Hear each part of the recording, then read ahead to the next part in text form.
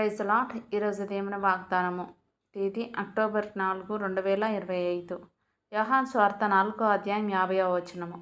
యేసు, నీవు వెళ్ళుము, నీ కుమారుడు బ్రతికి ఉన్నాడని అతనితో చెప్పగా, ఆ మనుష్యుడు యేసు తనతో చెప్పిన మాట నమ్మి వెళ్ళిపోయాను. ఆమేన్.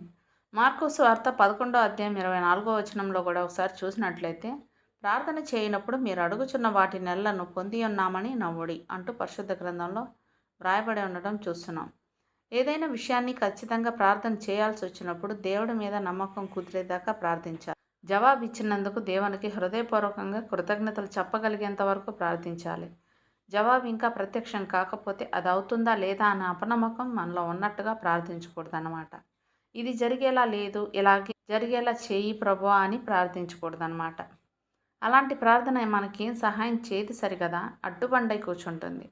ఇలాంటి ప్రార్థన మనం చేసినప్పుడు మనకున్న కాస్త విశ్వాసం కూడా తుడిచిపెట్టుకుపోతుంది. ఎలాంటి ప్రార్థన చేయాలి అనే ప్రేరేపణ ఖచ్చితంగా సైతాన్ నుండి వచ్చిందే. అవసరమైన విషయాన్ని మరోసారి దేవుని ఎదుట విజ్ఞప్తి చేయడంలో తప్పు లేదు. అయితే ఆ ప్రార్థనలో విశ్వాసం ఉట్టిపడుతూ ఉండాలి. విశ్వాసం ఆవిరైపోయేదాకా ప్రార్థించొద్దు. జవాబు కోసం కనిపెడుతున్నాను, నీ మీద నమ్మకంతో ఉన్నాను, నీ నుండి రాబోతున్న ఆ జవాబు కొరకు వందనాలంటూ ప్రార్థించాలి. జవాబు వస్తుందని తెలిసి దానికోసం స్తోత్రాలు చెల్లించడం కన్నా గట్టి విశ్వాసం వేరే లేదు.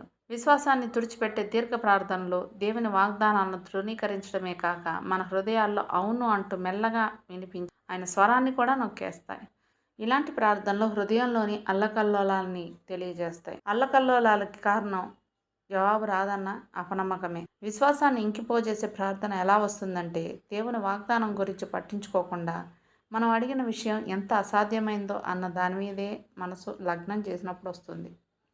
అబ్రహాం తన శరీరము మృతతుల్యమైనట్టు భావించాడు, కానీ అవిశ్వాసం వలన దేవుని వాగ్దానం గురించి సందేహింపలేదు. అపోస్తలుడైన పౌలు రోమీలకు రాసిన పత్రిక 4:19-20 ఈ మాటలుంటాయి. విశ్వాసాన్ని వాడిపోయేలా చేసే ప్రార్థనలో మనం చేయకుండా ఉండేలా జాగ్రత్త పడదాం.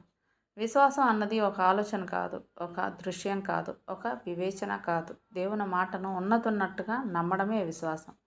ఆందోళన ఎప్పుడు మొలకెత్తుతుందో విశ్వాసం అప్పుడే వాడిపోతుంది. నిజమైన విశ్వాసం పుట్టడమే ఆందోళనకి ముగింపు. అన్నీ చక్కగా అమరుతూ ఉంటే మనం విశ్వాసాన్ని ఎప్పుడు నేర్చుకోలేము. నిశ్శబ్దమైన వేళల్లో దేవుడు తన వాగ్దానాలను మనకిస్తాడు. గంభీరమైన కృపగల మాటలతో మనతో తన నిబంధనను స్థాపిస్తాడు. ఇక వెనక్కి తగ్గి ఆ మాటల్లో ఎంతవరకు మనకు నమ్మకం ఉన్నదో కనిపెడతాడు. దేవుడిచ్చిన వాగ్దానాన్ని స్వతంత్రించుకొని ఆయనకి కృతజ్ఞతాస్తుతులు చెల్లించుకున్న అట్టి కృపాధన్య దేవుడు